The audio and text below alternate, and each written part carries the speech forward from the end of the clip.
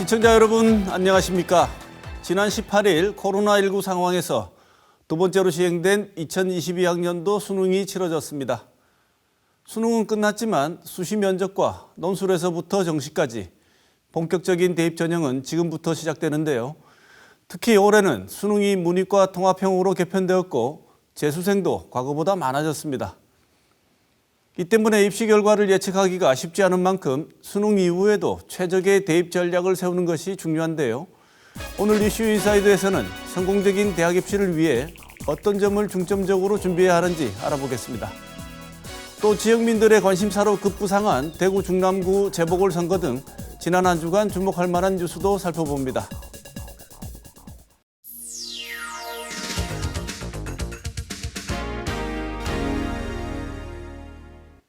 지난 한 주간의 중요한 이슈를 짚어보는 시간 뉴스 큐레이션입니다. 오늘도 보도국 김은혜 기자 나와 있습니다. 어서 오십시오. 안녕하세요. 네, 김 기자, 지난 한 주 소식 전해주시죠. 네, 정치 뉴스로 시작하겠습니다. 대구 중남구가 핫플로 떠올랐습니다. 내년 대선 날 동시에 국회의원 재보궐선거가 확정되면서 이 자천 타천으로 거론되는 후보만 초등학교 인원 한반 정도는 되는데요. 이 지역구가 주는 정치적 의미에 대선만큼 관심이 쏠리고 있습니다. 대장동 특혜 의혹의 중심에 있는 화천대유에서 근무한 아들이 퇴직금 50억 원을 받은 문제가 불거진 곽상도 의원의 사직안이 국회를 통과했습니다. 이에 따라서 대구 중남구 유권자들은요, 내년 3월 9일에 대통령과 국회의원 투표지 2장을 받게 됩니다. 대구 중남구를 비롯해서 재보궐선거는 전국에서 5곳인데요.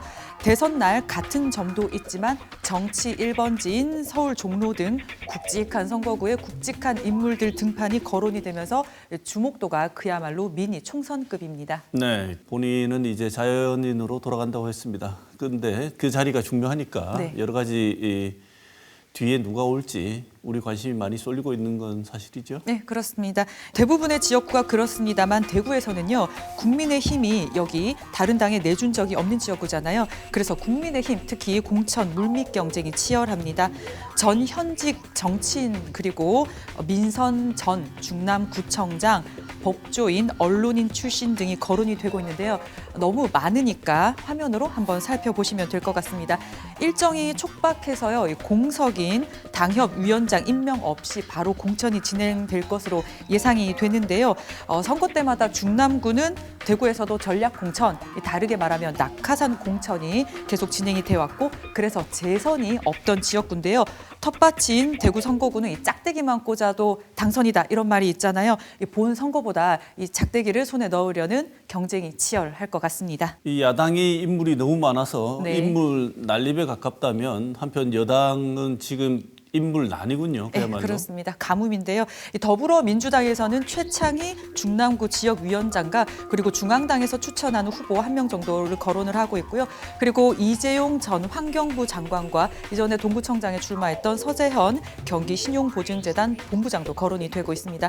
앞서 말씀드렸듯이 재보궐선거가 대선과 묶여서 러닝메이트로 간주가 되기 때문에요. 여당도 중량감 있는 후보를 내겠다 이런 의지이긴 합니다.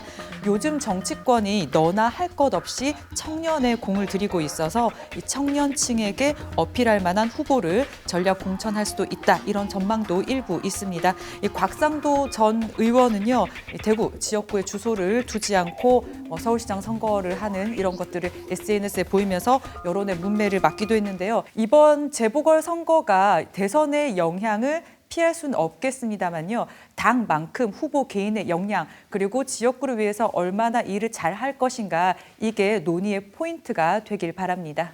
김 기자 말 듣고 화면을 자세히 봤거든요. 네. 근데 아무리 봐도 짝대기 같은 분은 안 보이시는데 공천 받고 난 뒤에 짝대기가 되면 어쩌나 이런 걱정은 있습니다. 네, 다음 소식 전해주시죠. 2달 동안 4천여 명이 확진되면서 대구 신천지 교회에 내려졌던 폐쇄 명령을 두고 법원이 대구시와 신천지 양측에 조정을 권고했습니다. 역학조사 방해와 손해배상을 두고 대구시와 신천지 교회가 법정 다툼을 벌이고 있는데요. 이것이 어떤 영향을 끼칠지 주목도 되고 있습니다. 지난해 2월 신천지 대구교회를 중심으로 코로나19 감염이 확산하자 대구시가 폐쇄 명령을 내렸습니다. 신천지 대구교회 측이 지난해 9월에요. 시설 폐쇄가 부당하다면서 이 시설 폐쇄 명령 무효 확인 소송을 냈는데요. 최근 법원이 신속하고 원만한 해결을 제목으로 한 조정 공고안을 냈습니다. 이 재판부는 다른 지역의 유사한 소송에서도 같은 취지의 공고가 내려졌고요. 당사자들이 받아들여서 소송이 종결됐다면서 현재 국내에서 단계적 일상 회복이 시행되는 점, 그리고 코로나19 국내 백신 접종률 등 재반 사정을 참작했다면서 이 조정 권고 배경을 밝혔습니다. 권고안을 받으면 4주 안에 수용 여부를 결정하게 되는데요. 대구시가 검토를 하고 있습니다. 이와 별개로 방역 방해와 관련된 건하고 구상권 청구 네. 소송이 또 따로 있죠? 예, 그렇습니다. 지난 2월에 법원은 신천지 대구교회 담임 목사 등 8명에게 역학조사를 방해한 혐의에 대해서 무죄를 선고를 했습니다. 그리고 이만희 신천지 총회장의 감염병 예방법 위반 혐의에 대해서도 수원지법이 무죄를 선고를 했습니다.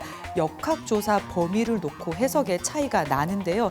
이런 흐름 때문에 대구시가 신천지 측에 낸 1,000억 원대 손해배상 청구 소송도 관심이 쏠리고 있습니다. 첫 변론 기일이 내년 1월 초인데요.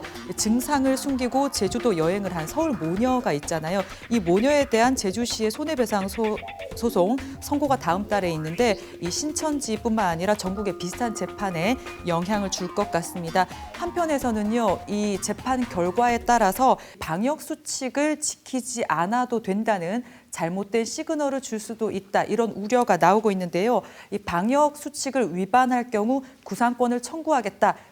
방역 당국이 이렇게 강하게 대응을 했었는데 엄포로만 끝날지 소송 결과를 지켜봐야 될 것 같습니다. 네, 그동안 많은 고통을 견뎌온 국민들하고 자영업자분들 생각하면 이 재판 결과가 정말 더 궁금해지는데요. 네네. 이번 재판 결과에 따라서 앞으로 또 이런 상황이 벌어지게 될 때 국민들이 이 재판 결과를 일종의 가이드라인을 네. 삼지 않겠습니까? 그렇죠.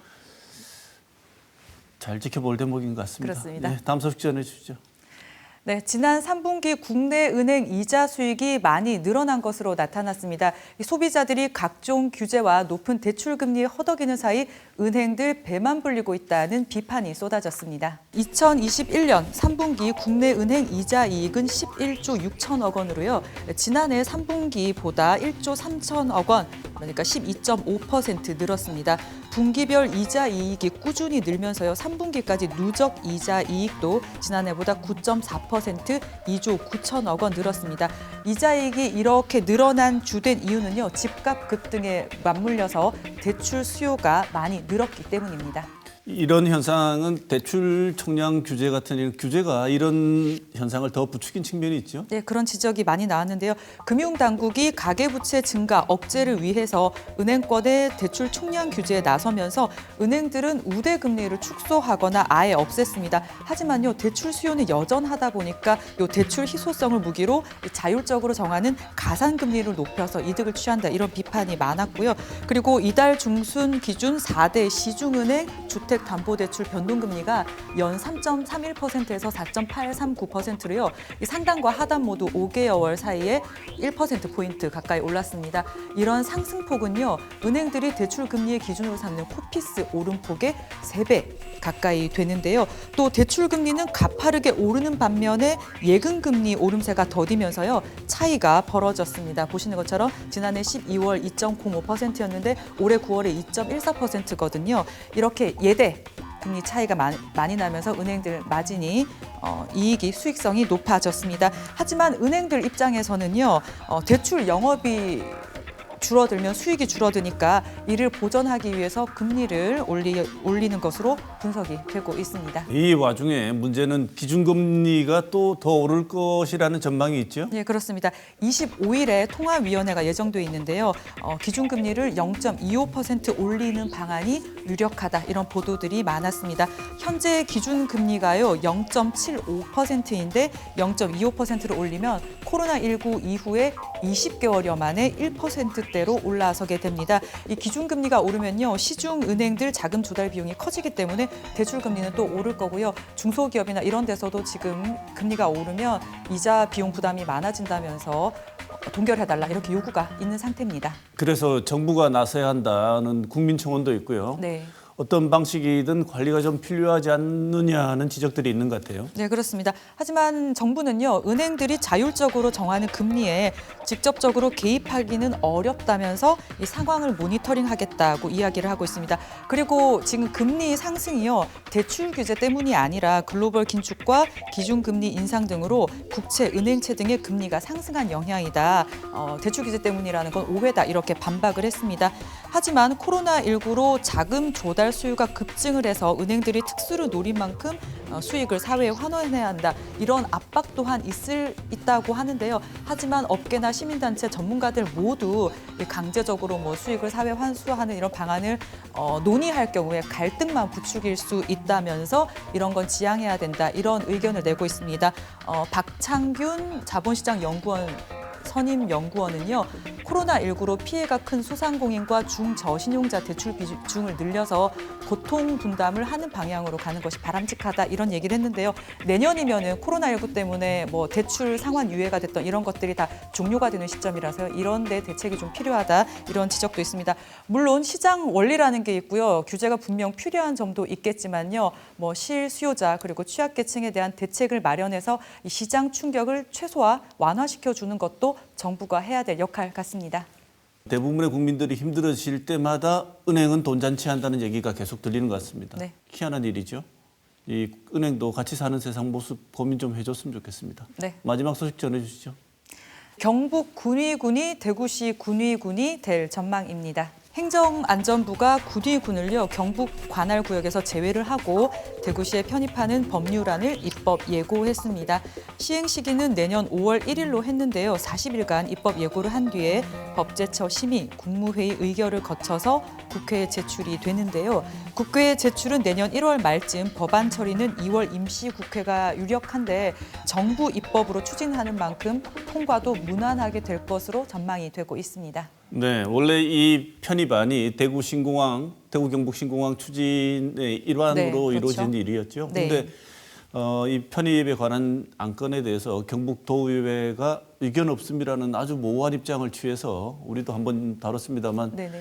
논란이 좀 지속되지 않을까 걱정을 했었는데 그래도 상당히 빨리 봉합이 된 것 같아요. 네. 이렇게 되면 어떤 변화가 생기죠? 일단은 이 법안이 처리가 되면요. 대구시 행정구역이 8개 구군에서 9개 구군이 되고요. 달성군 편입 이후에 28년 만에 행정구역이 개편이 되는 겁니다. 그리고 내년 6월 1일에 있을 지방선거도 변화를 반영을 하게 되는데요. 군수와 군위 지역구 도의원은 대구시 의원으로, 그리고 대구시 군위 군수로 되고요. 군 의원은 대구시 군위 군 의원으로 됩니다. 그리고 경상북도에서 관할 아래에서 이루어졌던 각종 사업들에도 영향이 있을 것으로 전망이 되는데요. 경상북도는 일단 계속 사업은 진행을 하되 신규 사업은 예산 계획에서 배제를 시키고 있습니다. 팔공산 산림 램포츠 단지 조성 등 이 착공 전 사업들은요. 관할 구역이 바뀌게 되면 군위군의 추진 의지에 따라서 재개가 될 전망입니다. 그런데 경상북도가 내년부터 농민 수당을 지급하기로 했잖아요. 네네. 이렇게 되면 대구시로 편입하게 되면 그건 어떻게 되죠? 저도 뉴스를 보자마자 이게 제일 먼저 생각이 났는데 저희가 다룬 적이 있기 때문에요. 행안부 입법 예고안 부칙에는요. 대구시로 관할 구역이 바뀌어도 내년 말까지는 경상북도와 군위군의 조례와 규칙을 적용한다 이렇게 돼 있어서 내년까지는 경상북도가 군위군의 농민수당을 지급을 할 수 있습니다. 하지만 2023년부터는요. 군위군 자체 농민수당 조례를 제정을 해야 되고 또 제정을 분담을 하려면은 대구시가 조례를 별도로 제정을 해야 되는데요. 편입 이후에 대구시가 농민수당을 제정을 할지 대상을 군위군만 할지 달성군을 할지 아니면 대구시 전체의 농어민으로 할지 이런 지급하는 거 그리고 범위 대상을 놓고 예산에 대한 고민이요. 앞으로 필요해 보입니다. 그리고 한쪽에서는요. 군위군 대구 편입으로 군위군 몫의 광역의원 의석수가 줄고 그리고 성주나 청도 같은 농촌 지역 의석이 구미나 김천 등의 도시 지역으로 이동이 될 전망인데요. 이렇게 되면 인구 소멸 우려가 있는 농촌 지역이 정치적으로도 소외될 우려가 있다. 이런 우려도 나오고 있는데요. 여기에 대한 관심과 고민도 조금 필요해 보입니다. 지금까지 이번 주 주목할 만한 뉴스 짚어봤습니다.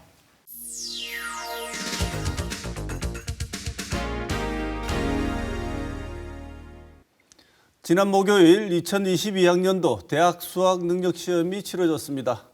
수험생 여러분 너무 고생 많으셨습니다. 이번 수능은 문이과 통합형으로 시행된 첫 시험인데요.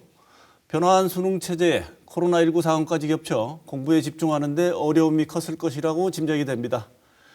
수능 준비도 중요했지만 수능이 끝난 직후인 지금은 자신의 위치를 분석하고 입시 전략을 세울 시기이기도 합니다. 오늘 시사톡톡에서는 성공적인 대입을 위해 지금 이 시기 무엇을 해야 하는지 짚어보겠습니다. 오늘 나와주신 두 분 패널 소개하겠습니다. 김원출 대구시 진학지도협의회장 모셨습니다. 어서 오십시오. 안녕하십니까. 김정환 대구시 교육청 진학진로지원단 총괄기획 모셨습니다. 네, 어서 오십시오. 안녕하십니까. 네. 먼저 두 분 선생님 모시고 오늘 2022학년도 수능 총평과 어떤 변수들이 있었는지 먼저 짚어보겠습니다. 코로나19로 정말 공부하기가 힘들었고 올해 수능을 친 대학생들 같은 경우에는 정말 코로나가 거의 고등학교 고교 생활을 거의 지배를 했는 상황에서 시험을 친 학생들이 되겠는데요. 준비도 힘들었을 것 같은데 그 학생들이 치른 올해 수능 어떻게 총평을 하실 수 있는지 먼저 김원출 선생님 부탁드릴게요. 네.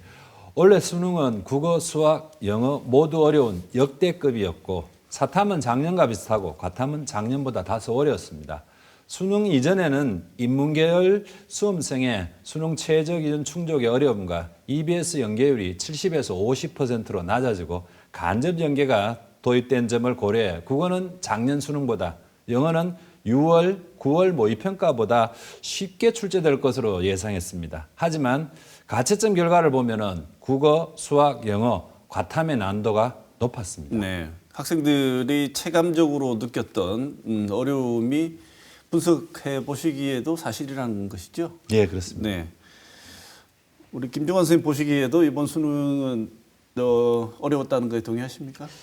그쵸. 이제 그 올해 수능이랑 작년 수능의 차이가 있기 때문에 뭐 절대적으로 비교는 어렵습니다만은 학생들이 느끼기에는 평소 수능과 조금 달랐다라는 느낌을 많이 받았을 것 같습니다. 네. 학생들 입장에서는 다르면 어렵다기 때문에 조금 더 그 부분에서 힘들었지 않을까라는 생각이 있습니다. 네, 그러면 그 출제 경향하고 특징 올해 수능에서 우리가 살펴볼 수 있는 특징적인 몇 가지 좀 지적을 좀 해주실까요?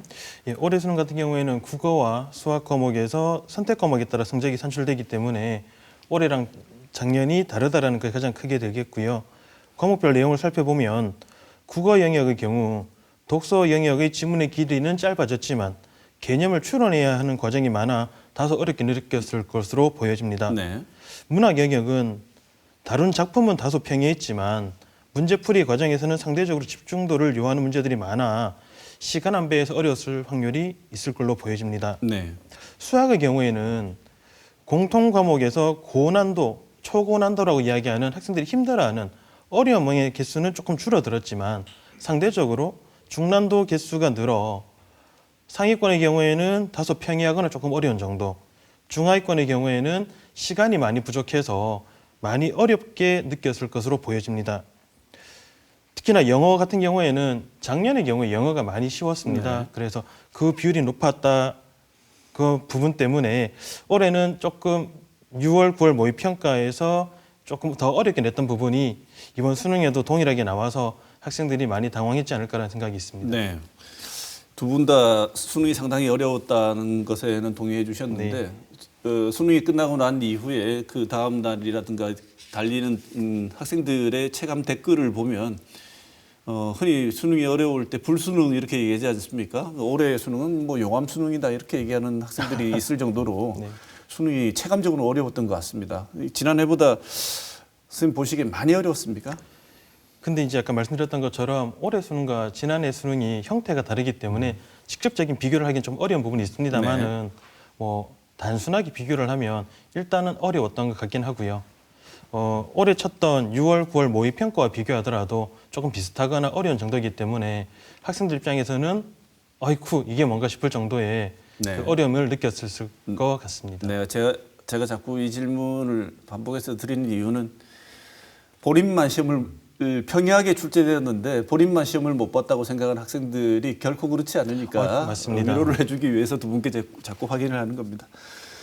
그 과목별 난이도 가채점을 일단 해보셨을 텐데 현장에서 김원출 선생님 당락을 가를 주요 과목이 어떤 거라고 보시는지요?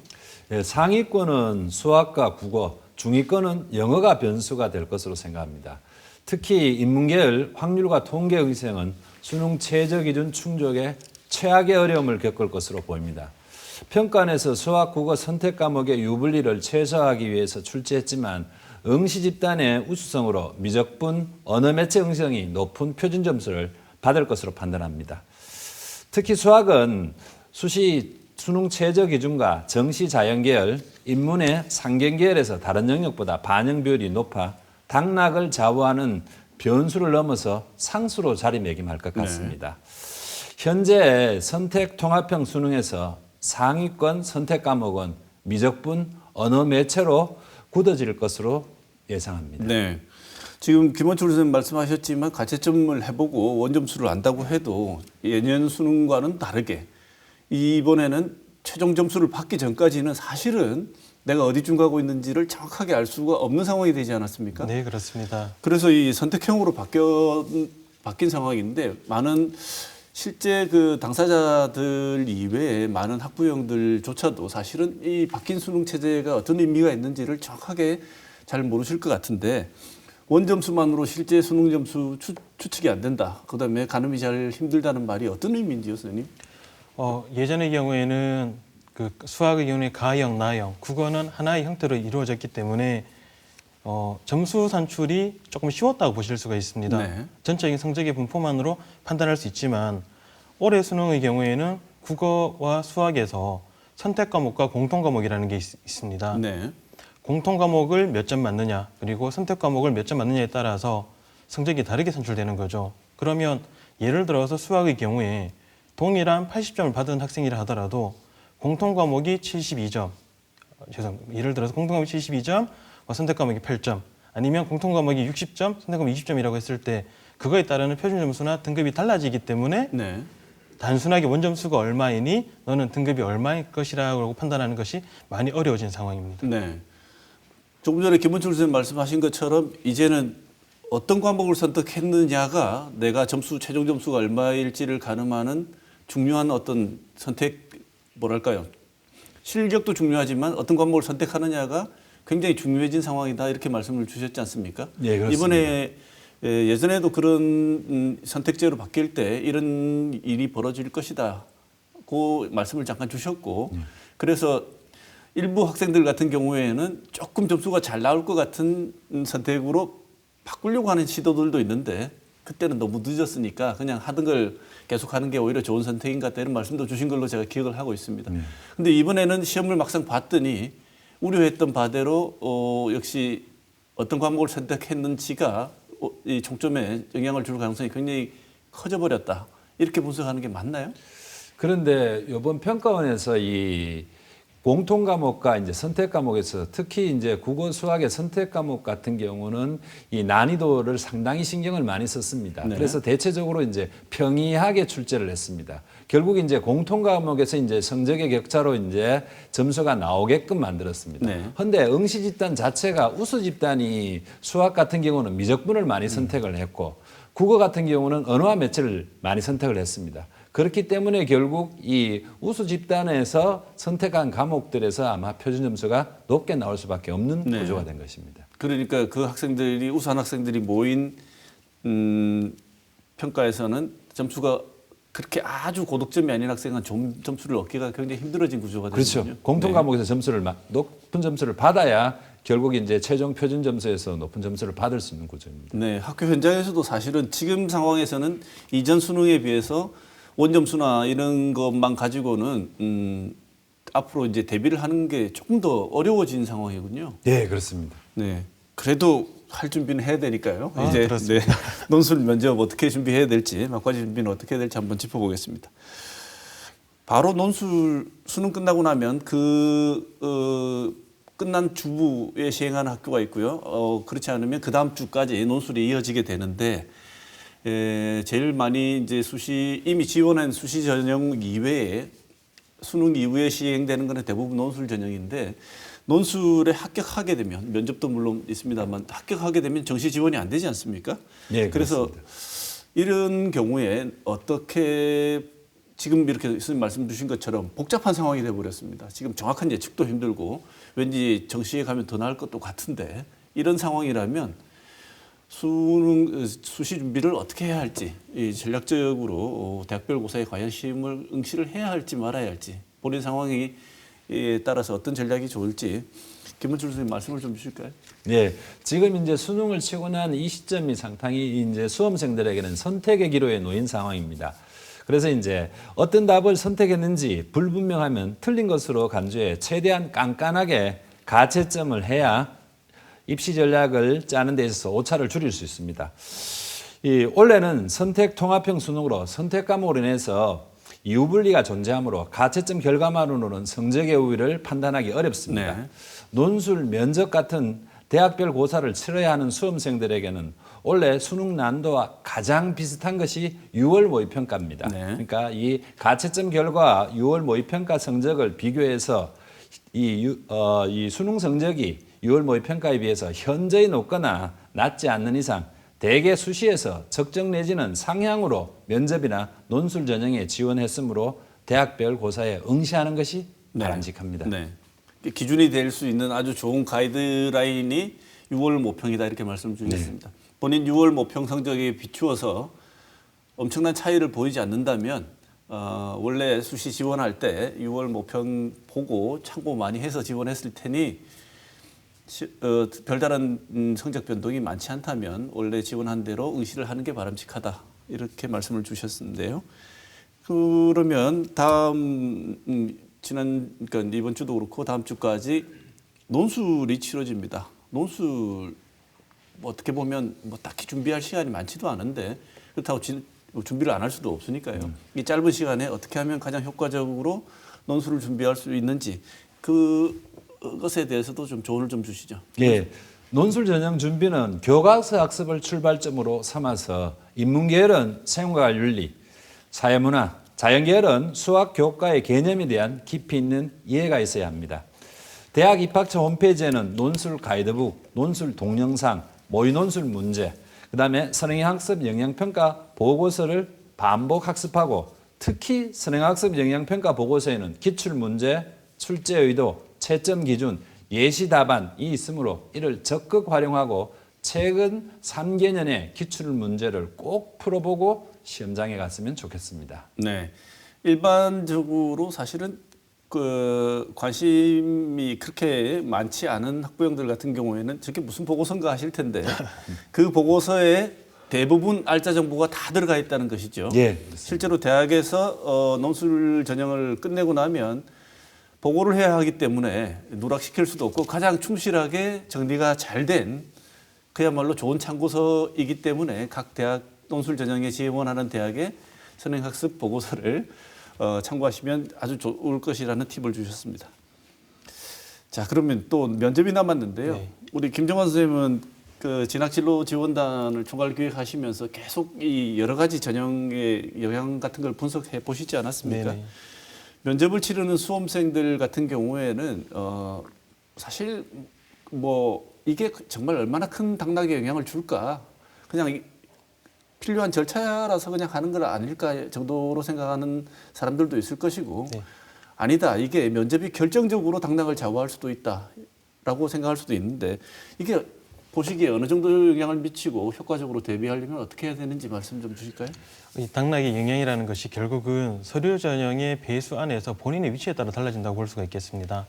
만약에 본인의 서류나 어떤 자료 등이 월등히 괜찮다면 면접의 영향이 적겠지만 만약에 성적이 조금 아슬아슬하거나 아니면 활동 상황이라든지 자기소개서의 부분이 좀 약하다고 하면 조금 더 큰 영향을 미칠 수 있겠죠. 대학들에 따라서는 20-30% 정도까지도 당락이 바뀐다는 얘기가 많이 있습니다. 면접의 경우에는 제출 서류를 기반한 면접과 제시문을 기반한 면접이 있습니다. 제출 서류를 기반한 면접의 경우에는 제출한 학교생활 기록부나 자기소개서의 내용을 한 번 더 꼼꼼히 체크해서 내가 했던 활동들 그리고 내가 했던 경험들에 대한 기억들을 한 번 더 되살리는 것이 필요할 것 같고요. 제시문을 활용한 면접의 경우에는 인문사회계열과 재연계열이 조금 다른데요. 인문사회계열은 평소 꾸준한 독서활동이 바탕이 돼 제시문의 이해와 논제에 대한 파악이 중요하고요. 재연계열의 경우에는 보통 이제 수학, 과학에 관련된 내용들이 많다 보니까 그 내용에 대한 깊이 있는 이해가 우선되어야 합니다. 면접의 경우도 마찬가지로 학교별로 공개되어 있는 선행학습 영향평가 보고서라든지 아니면 학교의 학생부 종합전형 길라잡이 등에 관련된 내용들이 많이 있기 때문에 꼭 참고하시면 도움이 되실 것 같습니다. 네. 생각보다 면접에서 당락이 바뀌는 경우가 많다고 말씀을 주셨는데 네네. 특히나 커트라인에 있는 학생들 같은 경우에는 이 면접 점수만 가지고도 뒤집어질 정도의 거의 차이가 안 나는 점수로 지금 선발이 돼 있는 거 아니겠습니까? 네, 맞습니다. 몇 배수 이상, 3배수에서 5배수 이상을 선발하니까요. 네네. 그래서 면접을 보는 학생들 같은 경우에는 지금 준비하는 게 짧게 준비하는 게 그동안 수능 공부할 때 준비했던 것 이상으로 중요한 의미를 가지고 있으니 준비를 좀 꼼꼼히 하는 것이 이 본인 합격에 굉장히 중요한 영향을 미친다. 네, 그렇습니다. 이런 말씀을 두 분 다 주셨습니다. 자, 두 분 말씀을 종합해 보면 올해 수능은 조금 불수능이었고 수시에서 문과 이과가 조금 다르겠습니다만 수시에서 인원을 다 채울 가능성이 있기보다는 정시로 이월될 가능성이 훨씬 더 커졌다 이렇게 볼 수 있는데 네, 여기에는 그렇습니다. 두 분 다 동의하십니까? 네, 그렇습니다. 그러면 이제 여러 가지 고민을 하게 될 텐데 수시를 일단은 접고 정시로 가서 내가 이 입학을 한번 노려봐야 되겠다고 생각하는 학생들에게 정시 전략은 훨씬 더 중요해진 상황이 돼버렸습니다. 올해 정시 가장 큰 변화는 모집군이라고 하는데요. 올해 일단 먼저 김원출 선생님께서 올해 정시 모집의 특징 관련해서 유의해야 할 점 이런 것들을 먼저 변화된 내용을 먼저 정리를 조금 해주시고 시작을 할까요? 예. 원래 정시의 특징은 모집군의 변화입니다. 서울대가 이제 나군으로 모집군을 변경함에 따라서 고려대, 연세대는 가군으로, 서강대, 이화여대는 나군으로 이동했습니다. 그리고 경희대, 서울시립대, 성균관대, 중앙대, 한양대들도 일부 모집 단위의 모집군이 변경되었습니다. 지원할 때 주의가 필요합니다. 그리고 인문계열에서는 이 제2외국어 한문 영역이 절대평가로 바뀌면서 사탐 한 과목을 대체하던 것이 모두 폐지되었습니다. 그리고 자연계열에서는 고려대, 서강대, 성균관대, 중앙대, 이화여대에서 동일 과탐 1, 2에 응시할 수 없게 됐습니다. 그리고 일부 치의 수혜까지 인적성 면접이 확대 시행되는 부분도 원래의 특이점이라고 할 수 있겠습니다. 네. 지금 정시 모집에 대해서 이렇게 제일 중요한 것은 모집 단위가 변경됐다는 건데 김 선생님 그 모집 단위가 변경이 되면 학생들에게 체감적으로 다가오는 가장 중요한 변화는 어떤 게 있을까요? 예를 들어 군이 바뀌게 되면 전년도에 입결을 참고해서 보통 원서를 많이 쓰게 되는데 네. 입결이 전혀 달라지는 거죠. 네. 그래서 조금 참고할 수 있는 사안들이 좀 줄어들기 때문에 좀 더 꼼꼼하게 찾아봐야 될 필요가 있습니다. 특히나 대학에 따라서는 과목별 혹은 뭐 반영 과목 그리고 비율 등이 다 다양하기 때문에 네. 본인이 얻은 수능에서 조금 더 유리한 전형이 무엇인지 또 유리한 과목이 무엇인지에 따라서 조금 더 설계를 할 필요가 있을 것 같습니다. 네.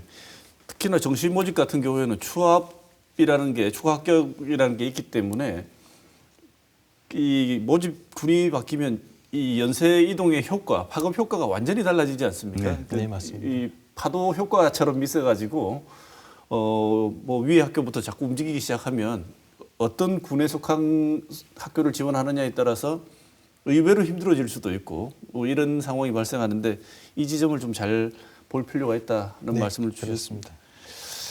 이 수능 그다음에 또 말씀을 잠깐 주셨습니다만 학교마다 모집하는 과도 그렇고요. 아니면 학교 단과대에서 정하는 학교도 있고 한데 수능 성적을 예전에 이제 학부모님 세대들은 도저히 이해할 수 없는 거죠. 성적을 받았는데 이 성적을 몇 점이다 이게 아니고 학교마다 학과마다 산정하는 방법을 다 다르게 책정을 해가지고 점수를 다 다르게 매길 수 있다고 하는데 여기에 대해 설명을 좀 주시고요.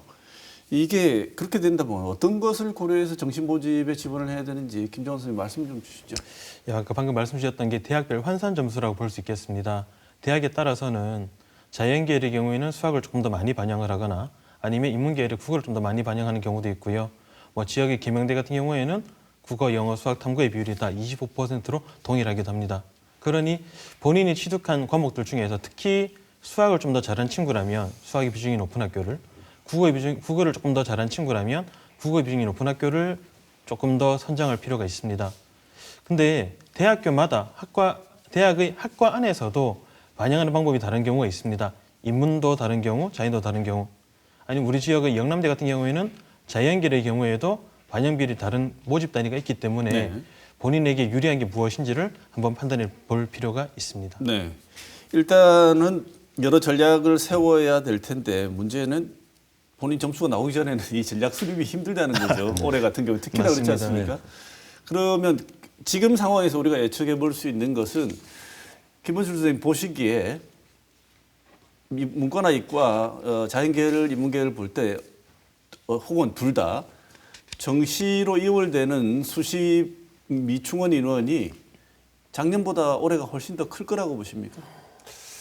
지금 이제 이 가채점한 상태에서는 지금 이제 난도가 상당히 높게 나왔는데 네. 이게 원래 또 이제 변수가 이제 서울 지역에서 이제 학교장 추천 전형이 서울 15개 대학과 이제 그다음에 이 서울교대 경인교대 인원이 한 6천 명이 넘습니다. 네. 여기에서 이제 얼만큼 또 이제 이 또 대구권의 학생들도 그 대학들을 이제 선호하기 때문에 또한 이탈이 또 생기겠죠. 네. 그리고 또 이제 수능 최저 기준 미충족으로 또 정시로 이월되는 인원이 생길 겁니다. 이런 부분들 그리고 또 수도권 대학들은 최대한 수시에서 많이 이제 땡겨가려고 하는 부분들이 있을 거니까 이것들이 결국 플러스 마이너스가 얼만큼 생길지는 좀 가늠하기가 조금 힘들 것 같습니다. 네. 어쨌거나 지역 대학에서는 여건이 올해도 좋은 상황은 역시 아니다. 녹록지는 않을 것 같습니다. 네. 김정은 선생님 뭐 보태고 싶은 말씀 있으십니까? 예, 아까 말씀 주셨던 것처럼 작년 서울대 같은 경우에는 한 번 충원하던 걸 두 번 충원을 했고요. 이제 그러면서 나머지 수도권 대학들이 열심히 충원을 했었습니다. 그러다 보니 이제 수시에 6회를 지원하게 되니까 우리 지역에 같이 이렇게 중복 합격한 친구들이 수도권을 많이 가게 되면서 작년 우리 지역 대학들이 많이 힘들었던 것 같습니다. 네. 근데 아까 김원출 부장님 말씀 주셨던 것처럼 올해에도 녹록지 않은 상황들이 있을 거라는 좀 걱정이 있고요. 대신에 아마 올해는 지역 대학별로 조금 더 학생들에게 많이 다가가고 홍보하고 알려주기 위해서 많이 노력했던 걸로 알고 있습니다. 네. 그래서 아마 그런 영향이 그래도 조금 더 미쳐서 우리 아이들이 조금 더 지역 대학에 갈 수 있는 부분들의 여지도 있지 않을까라는 조금 기대를 한번 해보겠습니다. 네. 그 기대가 잘 돼야 될 텐데. 그러게 말입니다. 자, 그러면 구체적인 대학과 학과 선택을 해야 되는데 이제 이 학과 선택을 하고 대학 선택을 할 때 우리가 계속 두 분 말씀을 주셨습니다만 점수가 나와야지 여러 가지 시뮬레이션을 한번 해보지 않겠습니까? 다음 달 10일에 통지가 된다고 하는데 그날이 맞죠, 선생님? 10일? 예, 맞습니다. 네. 12월 10일입니다. 통지받은 통지받은 성적 가지고 어떤 방식으로 자기 나름대로의 포트폴리오를 구성해야지 가장 최적의 학과를 선택하고 효과를 낼 수 있는지 이때 유의해야 될 점이 어떤 게 있는지 김원술 선생님 말씀을 좀 주시죠. 예. 수능 성적 발표 후 정시 지원을 고민할 때는 먼저 대학별 전형 요소별 반영 방법을 파악해야 됩니다. 100% 수능 성적만 반영하는지, 수능 성적에다 학생부가 합산되는지, 면접이 있는지를 따져봐야 됩니다. 다음으로는 대학의 반영 지표와 비율을 꼼꼼하게 살펴봐야 됩니다. 그리고 표준 점수나 100분위 단순 합은 참고 자료일 뿐 실제 지원의 기준이 되는 대학별 환산 점수를 기준으로 자신에게 가장 유리한 대학을 찾아 한 번은 안정, 한 번은 적정, 나머지 한 번은 소신 지원을 하는 것이 바람직하다고 생각합니다. 네, 우리가 워낙 그런 쪽으로는 아는 나라가 돼서 복잡하면 만들어내는 게 있지 않습니까? 혹시 학생들이 각종 지표를 대학별로 이렇게 지표 나온 걸 넣어두면 본인 거를 입력하면 점수가 이렇게 환산돼서 나오는 이런 앱이나 이런 게 있나요? 아니면 제공한 학교별로 계산하는 어떤 무슨 시스템이나 이런 게 개발을 해서 제공하는 게 있습니까, 선생님? 대구 진협에서 12월 27일 날 각 학교에 배부하는 정시 상담 프로그램은 바로 방금 말씀드렸던 대학별 환산 점수에 기초해서 상담할 수 있게끔 되어 있습니다. 네. 그러니까 이제 정시 상담을 할 때 꼭 학교에 가서 담임 선생님과 상담을 하면은 자신이 가지고 있는 점수에서 대학별 환산 점수로 따져봤을 때 가장 유리한 선택이 무엇인지를 제대로 알 수 있을 것입니다. 학교에 가서 담임 선생님과 상담을 하면 그 프로그램이 있기 때문에 예. 가장 최적의 결과가 어디인지를 선생님이 알려주시는군요. 예. 또 추가적으로 하나 말씀을 드리면 아까 우리 부장님 말씀 주셨던 것처럼 이제 학교별로 자료들도 있고요. 그다음에 이제 한국대학교육협의회에서 운영하고 있는 전화 상담이라는 프로그램이 있습니다. 네. 그래서 1600-1615로 전화를 하셔서 전화 상담을 받으실 수도 있고요. 대입정보 포털 어디가라는 사이트에서 온라인 대입 상담도 가능합니다. 네. 그리고 우리 교육청 대입 내비게이션 센터에서는 상설 대입 상담이라는 것을 운영을 하고 있습니다. 그래서 대학의 입학사정관 출신의 대입 지원관 두 분께서 상시적으로 상담을 해주시기 때문에 우리 교육청 진학진로정보센터 홈페이지에서 신청을 하실 수가 있고요.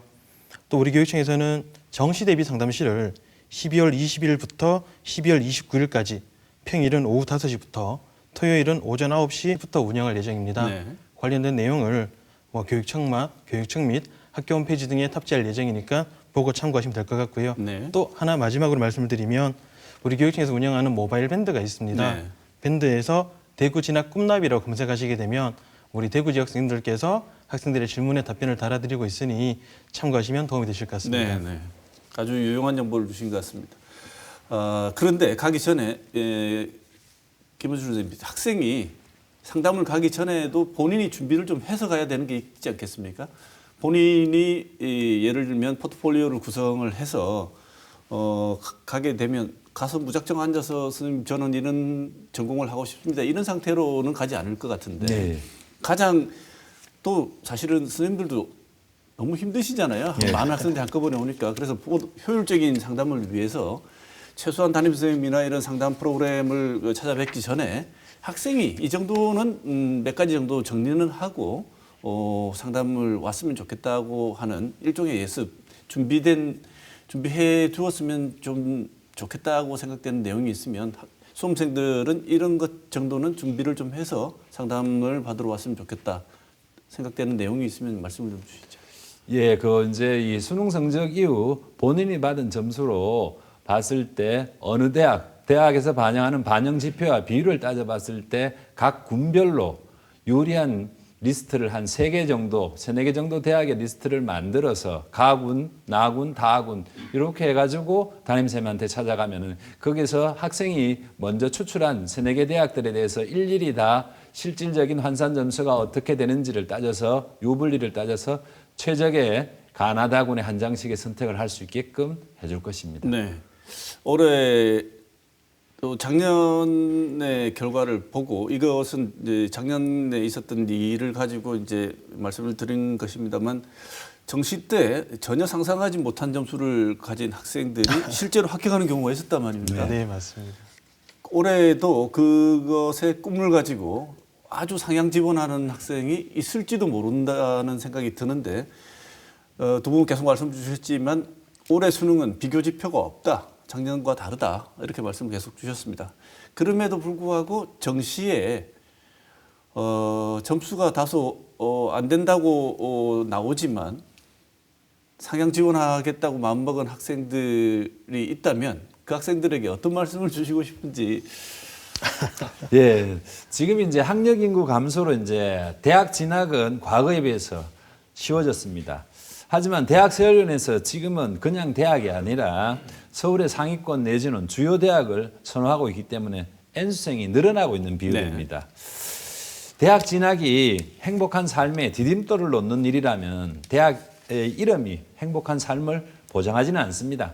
자신이 좋아하고 잘할 수 있는 것, 그리고 자신의 적성에 맞는 학과를 선택해서 충실히 노력하는 것이 오히려 행복한 삶에 다가가는 지름길이라고 생각합니다. 네, 제가 이 질문 드린 이유가 많은 학생들이 이른바 N수를 각오하고 정시를 대폭 상향하거나 뭐 점수가 안 나왔지만 원래 가고 싶었던 학교에 정시 지원하는 학생들의 마음속에는 이미 한 자락에 N수에 대한 각오가, 이 재수에 대한 각오가 있지 않겠습니까? 네, 차라리 맞습니다. 뭐 붙으면 가고 아니면 재수하겠다.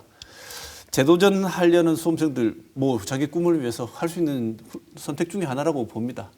이 학생들에게도 조언을 좀 주신다면 어떤 조언을 주시고 싶으십니까?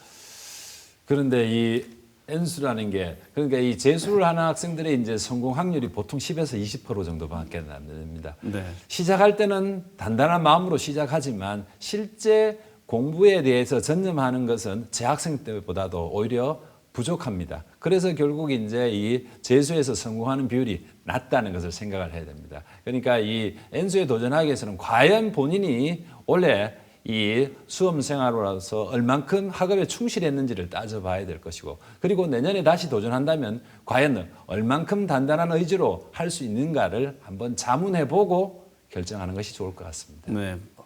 재수하고 N수생이 늘어난다는 게 나도 일종의 그 트렌드에 해봐야 성공하는 확률은 10%에서 20%니까 이왕 한번 지원할 때, 이번 수능 점수로 지원할 때 좀 더 신중하고 진지하게 접근할 필요가 있다는 말씀처럼 들립니다. 김정원 선생님 어떤 조언을 주시고 싶어요? 우리 보통 이제 N수나 재수라는 친구들이 성적표를 받아들면 본인이 받았던 성적과 많이 다르기 때문에 많이 속상해 하는데요.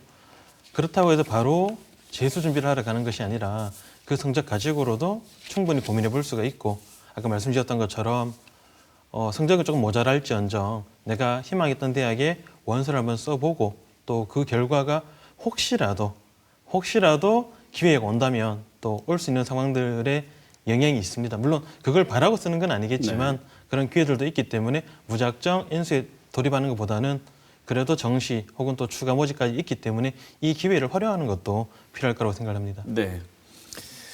자, 우리 지역 얘기 한번 해보겠습니다. 우리 지역 대학의 입결이 작년에는 굉장히 여러모로 힘들었습니다. 근데 두 분 잠깐 말씀 주셨습니다만 올해도 뭐 녹록치 않을 것이다. 혹은 좀 더 두 분이 솔직하게 말씀을 주시면 작년보다 오히려 더 힘들어질 수도 있을 것이다. 이렇게 말씀까지 하실 수 있는지요? 올해 먼저 대략적인 수도권 쏠림 현상이 지속되고 있는 이 상황에서 올해 지역대학의 상황이 어떨 것인지에 대해서 총론적으로 좀 말씀을 주시면 어떤 전망을 하시는지요? 김은출 선생님 먼저 주시죠. 일단 수시에서는 작년에 비해서 대구 지역, 그다음에 경북 지역의 지역 대학에 대한 학생들의 지원율이 높았습니다. 네.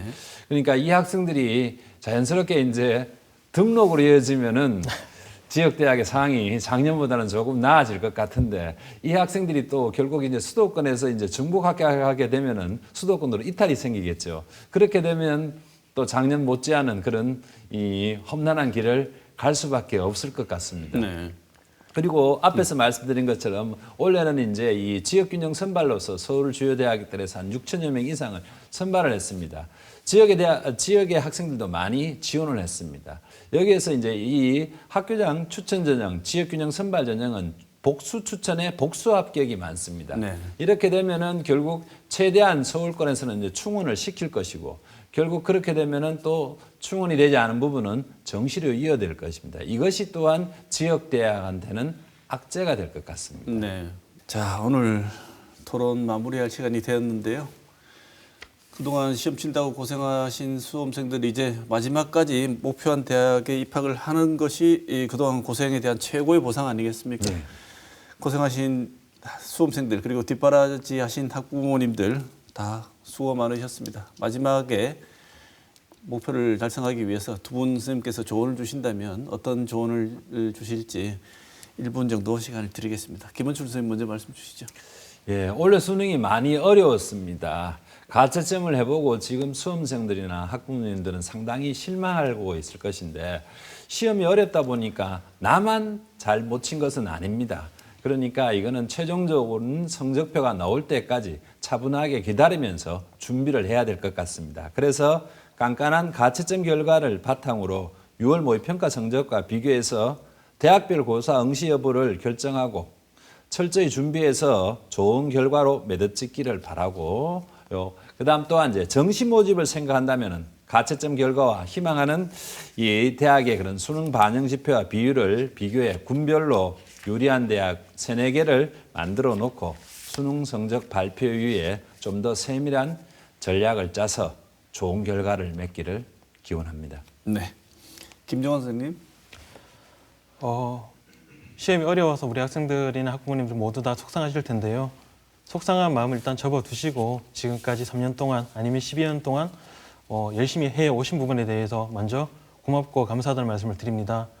아직 수시가 진행 중이고요. 또 수시가 끝나면 정시란 부분도 수시 2월 뭐 여러 가지 상황들이 있기 때문에 그 부분들을 수능 성적표 받을 때까지 차근차근 준비를 했으면 좋겠고요. 특히 올해의 경우에는 수능이 작년과 다르다라는 부분 때문에 고민해야 될 것들도 많고 찾아야 될 것들도 많을 것 같습니다. 그래서 남은 기간 동안 차근차근 잘 준비해서 수시든 정시든 꼭 우리 학생이 원하는, 희망하는 곳으로 지나갈 수 있기를 기원하겠습니다. 네. 오늘 2022년 수능을 분석해보고 대입 전략에 대해서 두 분 모시고 고민을 해봤습니다. 김원출 대구시 진학지도협의회장, 김정환 대구시 교육청 진학진로지원단 총괄기획, 두 분 선생님 오늘 너무 좋은 말씀 많이 해주셨습니다. 오늘 토론 감사드리고 여기서 토론은 마치도록 하겠습니다. 고맙습니다.